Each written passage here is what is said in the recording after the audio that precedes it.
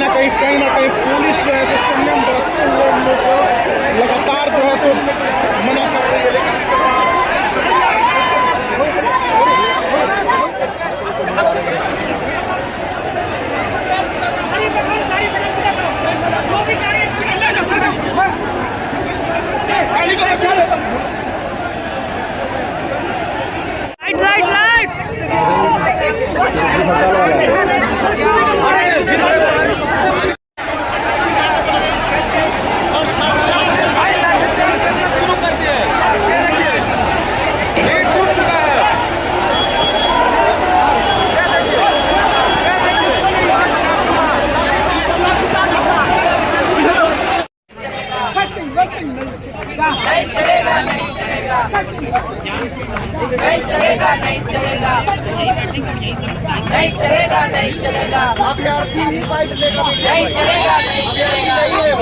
पटना की सड़कों पर कल हुए बवाल के बाद बीपीएससी अभ्यर्थियों का प्रदर्शन आज भी जारी है। ये तस्वीर आपको हम दिखा रहे हैं पटना के गर्दनी बाग की, जहां आप देख सकते हैं कि देर रात से सभी अभ्यर्थी जो है बैठे हुए हैं। लगातार आज 13वां दिन है और अभ्यर्थियों का जो जोश है वो कम होने का नाम नहीं ले रहा। लगातार अभ्यर्थी जो है वो धरना स्थल पर बैठे हुए हैं और री एग्जाम को लेकर जो है वो मांग कर रहे हैं। कई अभ्यर्थी ऐसे भी हैं जो सीधे पीएमसीएच से आए हैं। कल के हुए लाठीचार्ज और वाटर कैनन के प्रयोग में वो घायल हो गए थे, रात भर पीएमसीएच रहे और सुबह सुबह जो है वो धरना स्थल पर पहुंच गए। कई अभ्यर्थी कल रात को भी लाठीचार्ज के बाद धरना स्थल पर पहुंचे थे और रात भर यहां पर बैठे रहे और बस एक ही मांग कर रहे हैं कि हमारा री एग्जाम होना चाहिए।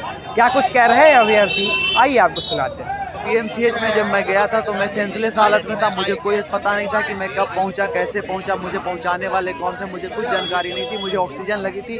जब मैं होश में आया उसके बाद मुझे पता चला कि मैं पीएमसीएच में हूँ। तो थोड़ी सी जहाँ चोट लगी थी मुझे दर्द हो रहा था, पेन हो रहा था। लेकिन सुबह जब मैं डॉक्टर से बात करने के बाद मुझे भी थोड़ा सा फ्रेश लगा, तो मुझे लगा कि आंदोलन में जाना चाहिए, क्योंकि हमारे आंदोलन का नेतृत्वकर्ता हम लोग नेतृत्व कर रहे थे। हम लोग शुरू दिन से हम लोग कोर कमेटी के मेंबर हैं, तो मुझे लगा कि हमारा आंदोलन कमजोर न पड़ जाए, तो इसलिए वहाँ पे हम लोग छोड़ कर आगे क्या योजना है आप लोगों की, आप क्या करेंगे? मुख्यमंत्री जी और जो सीओएम है, चीफ सेक्रेटरी हैं, वहाँ पर हमारी टीम गई है उनसे बात करने के लिए, पीके के मार्गदर्शन में गई है और पूरी उम्मीद है कि शाम तक इसमें सकारात्मक फैसला आ जाएगा। कुछ नहीं है, अब सब स्थिर है मामला। देखिए, आप ये पूछने वाली बात नहीं है।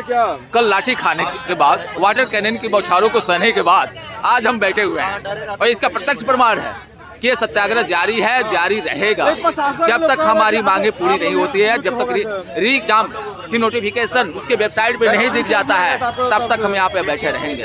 ये सब पूछने वाली बात नहीं है, जारी है। आप देख रहे हैं कल हम लोग कितने लाठियाँ खाए हैं, कितने वाटर कैनन हमारे ऊपर छोड़े गए हैं। आप तो उस देखे होंगे, आप कवर किए होंगे, पूरे भारत ने देखा है। उसके बावजूद भी हम लोग डट कर बैठे हैं। ये स्पष्ट संदेश जाता है कि जब तक री एग्जाम की डिमांड नहीं मानते हैं, उसकी घोषणा नहीं की जाती है, तब तक हम बैठे रहेंगे। चाहे सरकार मेरे ऊपर कितनी भी लाठियाँ चलाएं और वाटर कैनन कितने भी चलाएं, हमें कुचल दें, लेकिन हम गिरने वाले नहीं हैं। बेटा है तो साथ में ही रहेगा ना। अब कितना छोटा है, इसको घर पे भी तो नहीं छोड़ सकते हैं। इतनी ठंड है, प्रदर्शन चल रहा है। कोई नहीं, हम इंस्पायर्ड किस चीज़ के हैं? BPSC UPSC. और ये बीपीएससी यूपीएससी इतना कष्ट काटना जानता है। 40 एग्जाम देने के बाद एक एग्जाम निकालता है, क्योंकि पेशेंस का सीमा लेवल ऊपर होता है। तो ये पेशेंस मत ही पूछे तो अच्छी बात है कि इसको छोड़ नहीं सकते। 2 घंटा एग्जाम में इसको छोड़ के गए हैं ना। इसका हाथ फ्रैक्चर हो चुका है दूसरे के सहारे। इसका हाथ फ्रैक्चर 2 घंटा सिर्फ छोड़े थे इसको एग्जाम में ऐसे कष्ट होने के बाद एग्जाम से निकले, अपने बच्चे का हाल पूछे तो पता चल रहा है कि बच्चे का हाथ ही फ्रैक्चर है और साइड में न्यूज़ देख रहे हैं कि एग्जाम में लीक हो रहा है पेपर। आप समझ रहे, सुसाइड करने पे उकसा तो आप रहे हैं। सोनू के बारे में बोला जा रहा है कि वो नॉन सीरियस था इसलिए सुसाइड किया है, वो इसमें नहीं। भाई आपने रास्ता ही कहाँ छोड़ा है? सोनू के पास जिगरा था जो उसने सोचा कि हमें शायद अब कोई रास्ता ही नहीं, लेकिन हमें तो बच्चे का मुंह देखना, हम सुसाइड नहीं कर सकते ना। लोकल 18 के लिए सच्चिदानंद की रिपोर्ट।